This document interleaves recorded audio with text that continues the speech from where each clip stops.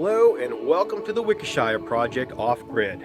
In today's video is going to be the first part of 3, water filtration. My wife told me, she's like, you committed to the video, now you gotta do it. And no pressure.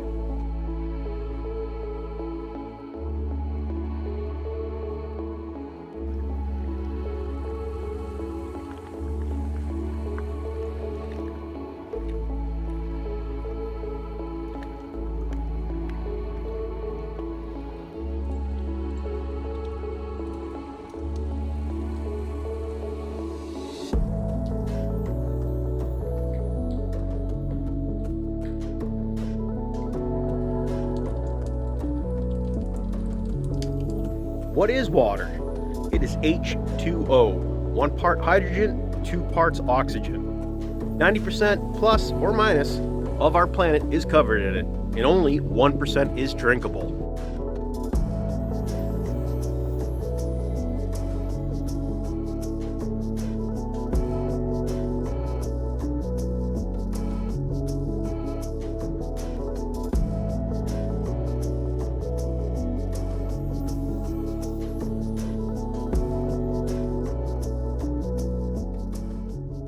It is a value commodity, and we all need it. If you didn't drink water for a few days, you would dehydrate and expire.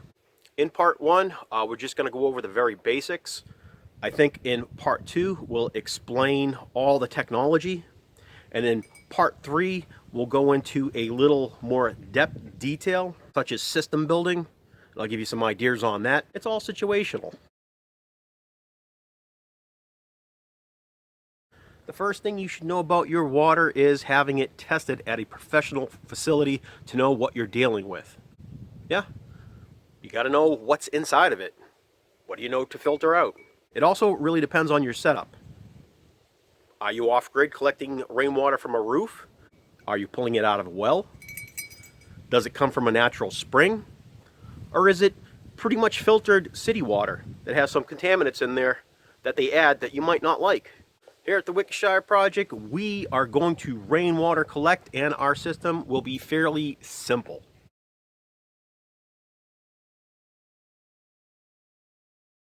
So water starts out pretty much in the ocean, evaporates up, carried by the clouds, comes over, and is rained upon said land. From there, water is captured also by mountains with ice and snow, and as the weather changes and it starts to run down, it collects into streams and rivers and eventually makes it back out to the ocean, and it's a wonderful cycle. As it sinks into the water table, it collects and it filters down through the soil substrate down into the ancient aquifers.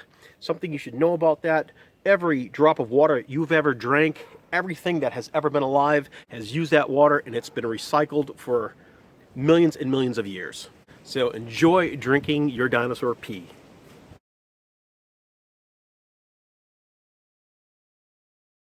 Camping. It's one of the basics. Most people go camping and need water. So filtering your water is very simple. The most basic way most people filter water is by boiling it. Boiling it kills all the protozoa and viral loads in water. Pretty much boiling water for 3 to 5 minutes is going to purify it, and that is one of the best methods for filtering all types of water. Yeah, it's pretty primitive, I know, but it works.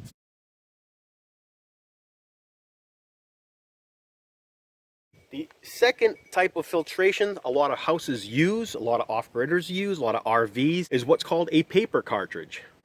That paper cartridge is either made of cellulose or a polymer. But cellulose is just cotton.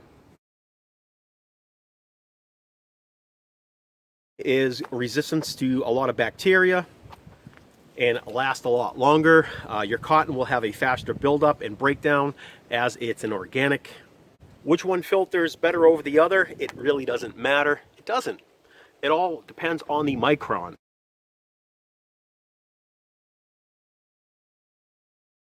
And I believe a micron is about the thickness of a hair, but it's pretty close to that.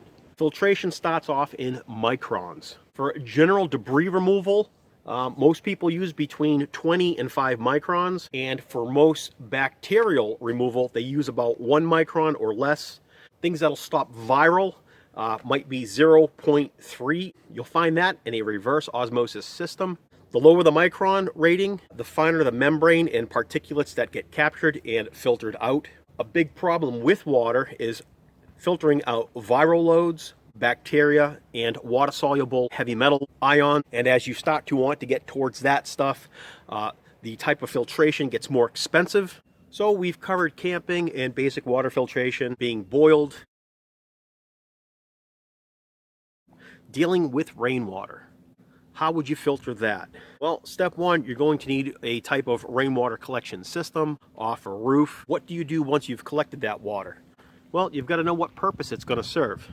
If you're just going to take that water and water the biome out here, use it for general gardening, there really doesn't need any filtration whatsoever besides what you're collecting it from. If it's coming from a roof, you'll just basically need a screen type filter to keep the debris and the bugs out, such as mosquitoes. You're going to want to keep that mosquito larva from interbreeding inside the barrel. Does the color of the barrel matter? If it's for human consumption, you're going to want an opaque barrel and non-toxic or BPA free. For water collecting, you don't want algae growing in it.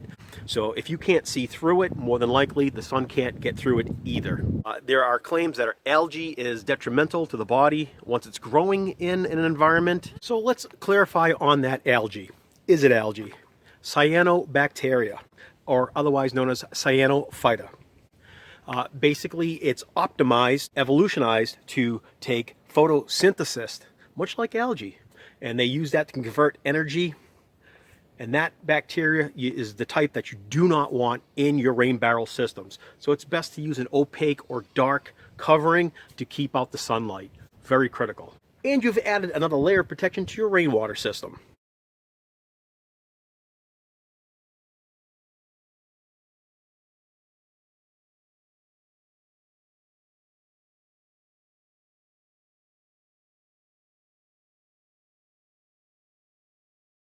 Another step to prevent the virus and bacteria and pathogens is going to be adding chlorine, which is a type of salt, into your rainwater system to help control all the microorganisms that will live within your rainwater system. Once that's controlled, the water will travel into the house through your first stage filter, go to your pump, it'll go through your other multiple stage filters, such as your ceramic, and then your carbon, or your reverse osmosis system, which has very, very refined low micron filtration. On the second part of the video, we're going to talk more about that.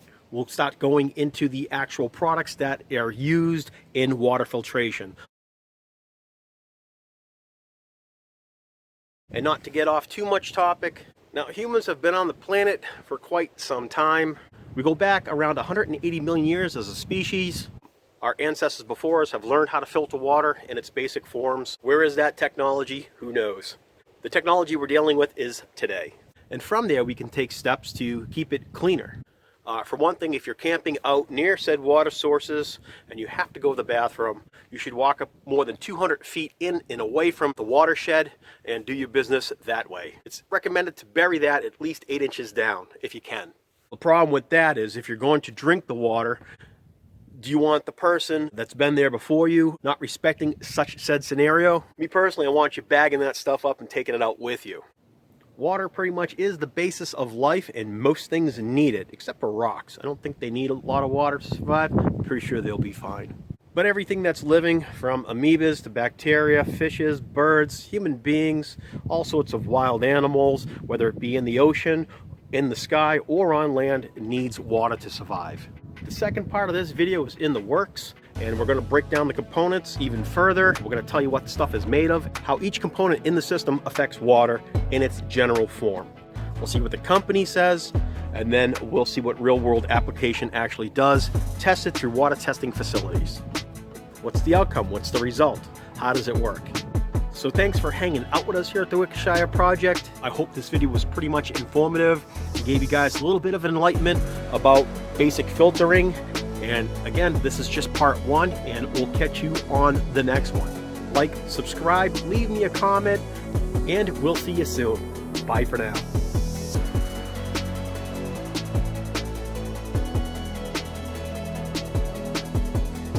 My wife also brushed my beard out so I don't look like a madman while making these videos.